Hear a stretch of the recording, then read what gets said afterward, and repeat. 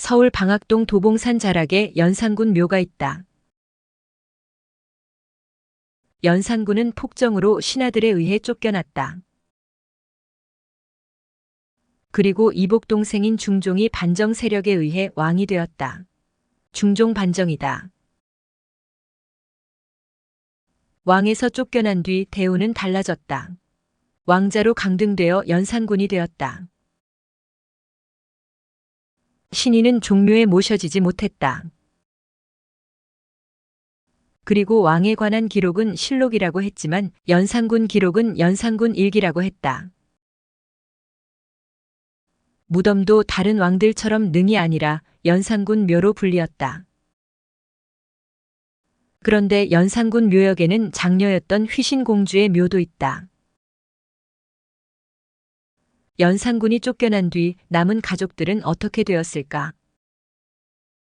부인과 장녀를 중심으로 한 소소한 가족 이야기 속으로 들어가 보자.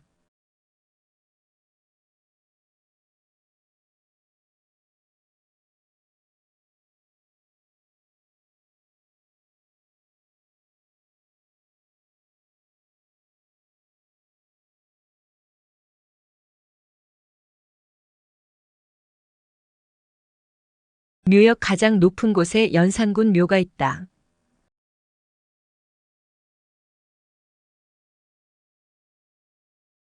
연산군 묘 옆에는 한때 왕비였던 거창 군부인 신씨가 있다.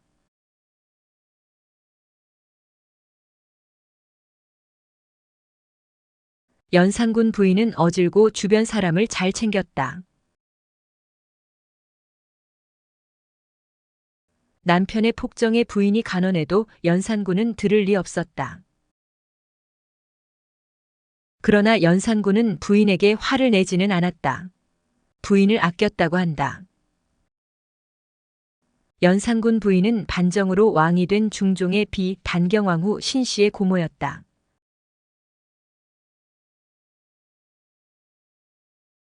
단경왕후 신씨의 아버지는 연산군 부인의 오빠이자 연산군의 처남이었다. 이름은 신수군이었다. 신수군이 반정 세력으로부터 반정을 같이 하자고 제안받았다. 입장이 곤란했다. 여동생과 딸의 상반된 위치를 감안하면 결정하기가 어려웠다.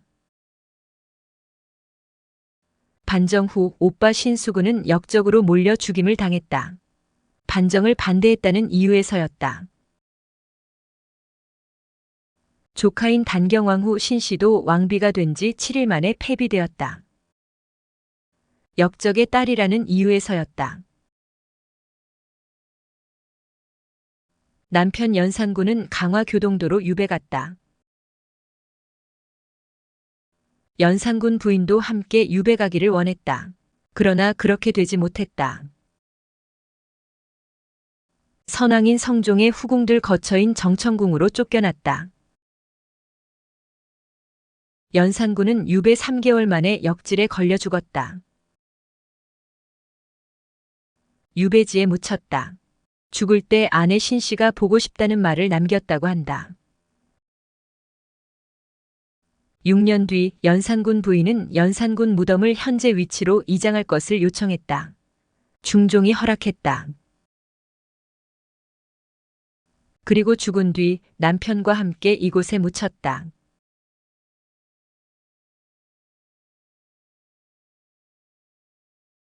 연산군 부인은 이남 일녀를 두었다. 묘역 하단에 장녀인 휘신공주 묘가 있다. 휘신공주는 연산군이 세자일 때 태어났다.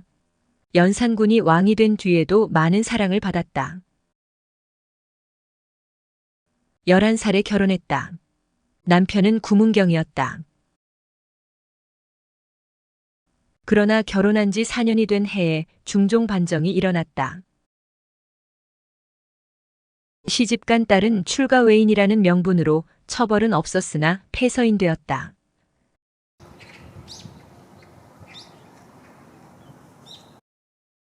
그러나 시아버지에 의해 이혼당했다. 시아버지 구수영은 중종 반정에 참가했다.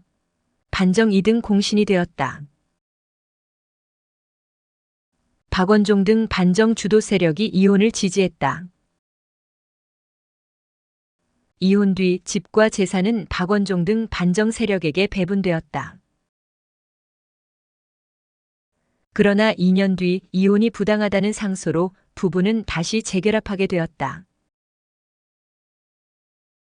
역적의 딸이라도 나라가 이혼을 강제할 수 없다는 대사원의 주장이 힘을 얻었다. 폐쇄자된 첫째 아들은 강원도 정선으로 유배 갔다. 당시 나이 8살이었다. 6살 된 둘째 아들 창녕대군은 경기 평택으로 유배 갔다.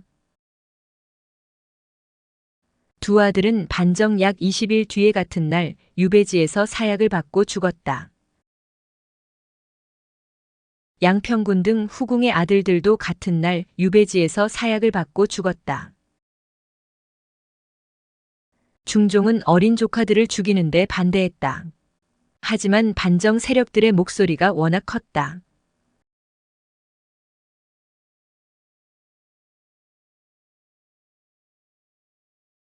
휘신공주 묘 바로 위에 의정공주 묘가 있다.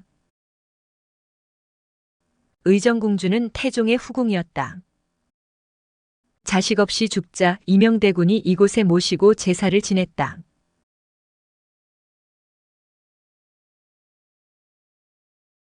이명대군은 세종의 넷째 아들이자 할아버지 태종의 손자였다.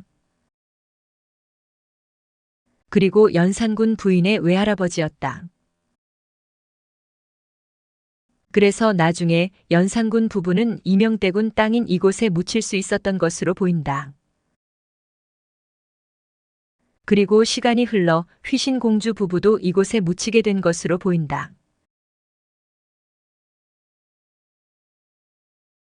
그래서 이곳의 묘 3개는 모두 이명대군과 연결되어 있음을 알 수 있다.